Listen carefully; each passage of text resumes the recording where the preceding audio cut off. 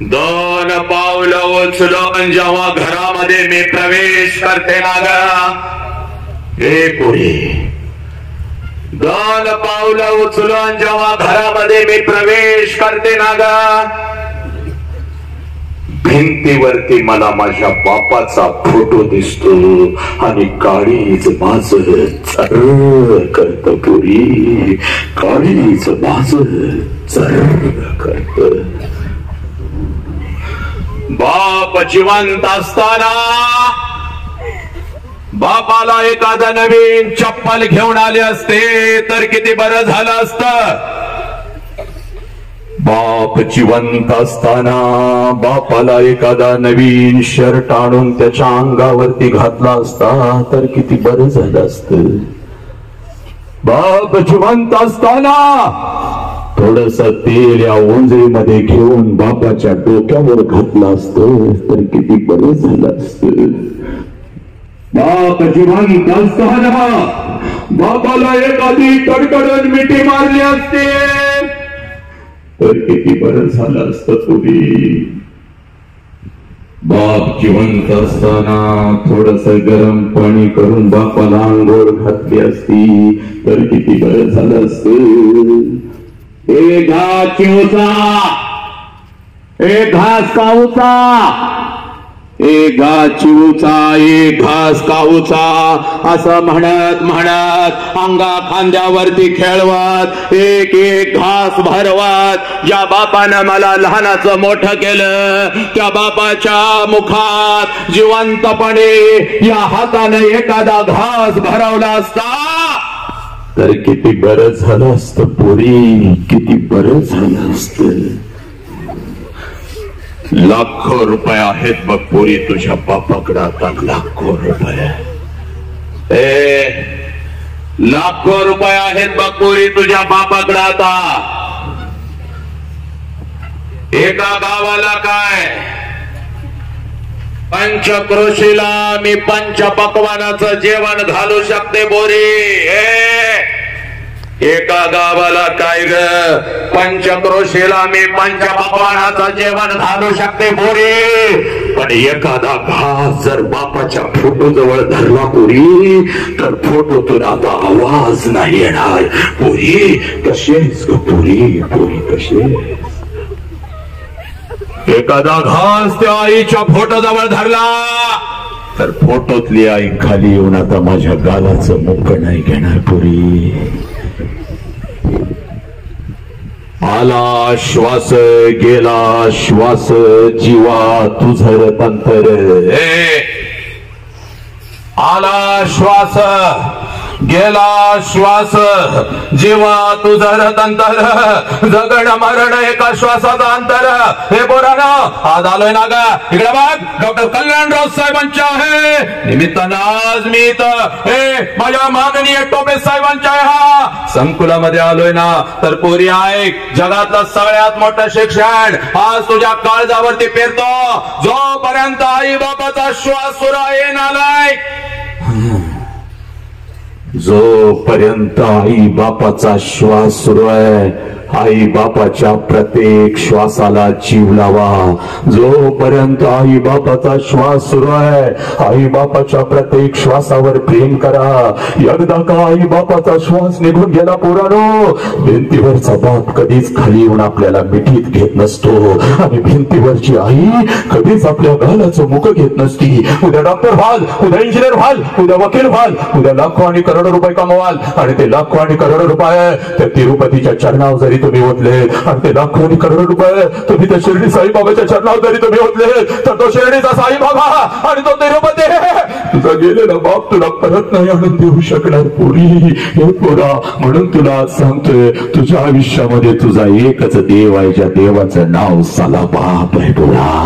आणि तुझ्या आयुष्यामध्ये तुझी एकच देवी आहे ज्या देवीचं नाव आई आहे. पण पोरीनो हे पोरीनो त्याच बापाला तुम्ही लाचार करू लागला, त्याच आई बाबा बापाच्या तोंडावर तुम्ही सांगू लागला, हे हक्कानं बापाला मोबाईल मागतेस, त्या बापाची टाच कधी हातामध्ये घेतलीस का ग पोरी?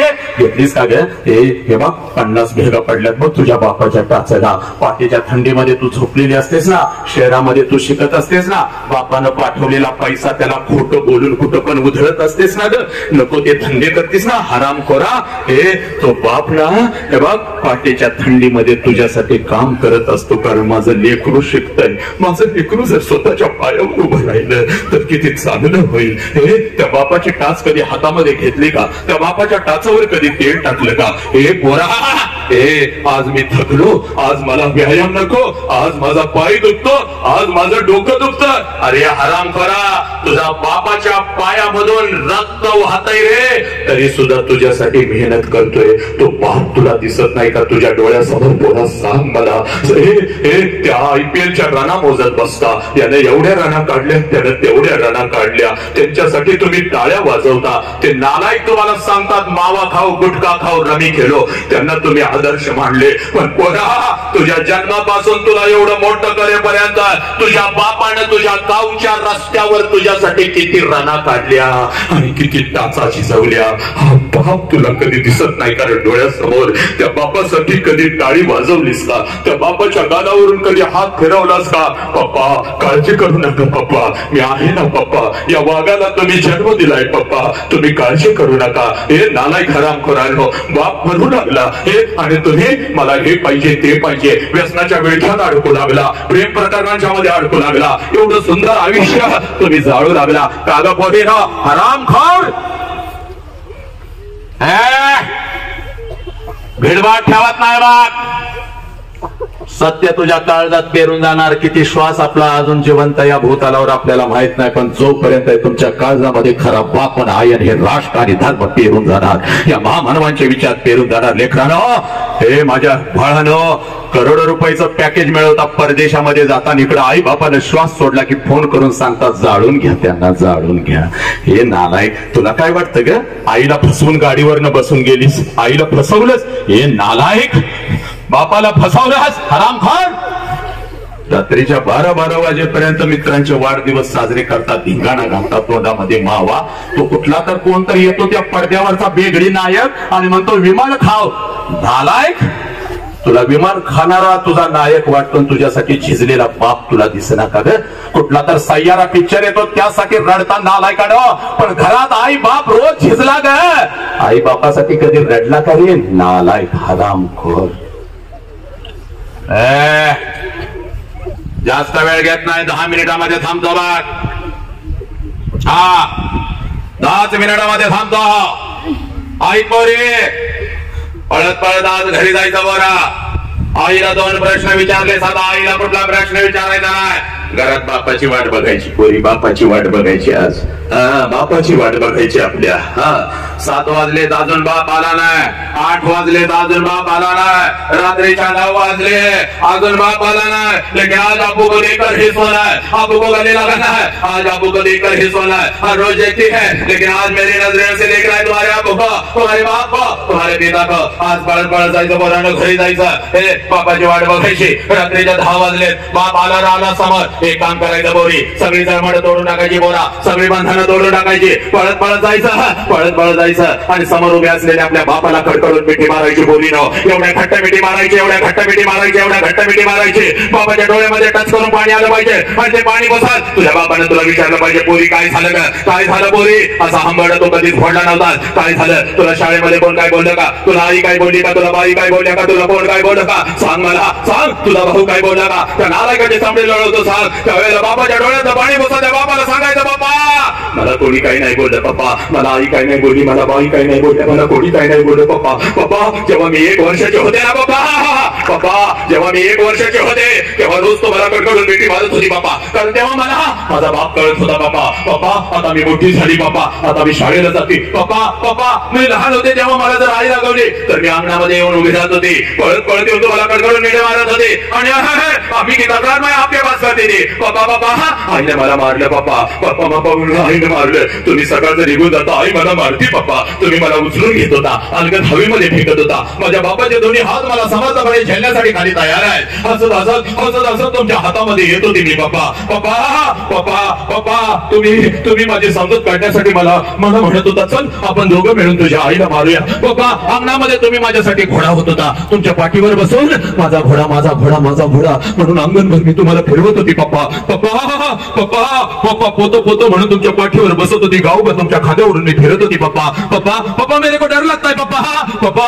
मला भीती वाटते रात्रीची म्हणून तुमच्या छातीवर मी रात्रभर झोपत होती. पप्पा पप्पा पण आता मी मोठी झाली. आता मी शाळेला जाते. आता मी कॉलेजला जाते. पप्पा तुम्ही आता मला आवडत नाही. पप्पा आय हेट यू. पप्पा मी तुमचा तिरस्कार करते. पप्पा पण आज गेले होते. पप्पा डॉक्टर कल्याणराव साहेब आमचे खासदार त्यांनी आमच्या टोपे साहेबांच्या संकलनामध्ये एक बाप नावाचं वादळ आणलं होतं. ते बाप नावाचं वादळ ऐकलं पप्पा आणि माझा हरवलेला बाप मला परत मिळाला. पप्पा म्हणून मिठी मारते. पप्पा माझा हरवलेला बाप मला परत मिळाला. पप्पा म्हणून मिठी मारते. पप्पा हे पोरा बापाची किंमत त्या पोराला विचार ज्याचा बाप त्याला लहानपणी सोडून निघून गेलाय रे. कधीतरी एखाद्या अनाथ आश्रमामध्ये जा रे. शेवटची 5 मिनिटं घेतो मग तुझ्या आयुष्याची. कधीतरी एखाद्या अनाथ आश्रम मध्ये जा पोरा. हे 6-7 वर्षाचं पोरग हातामध्ये थाळी घेऊन भात खात बसलेलं असतं. 6-7 वर्षाचं पोरग हातामध्ये थाळी घेऊन भात खात बसलेलं असतं. त्या पोराच्या कानात हळूच विचारायचं तुझ्या बापाचं नाव काय रे.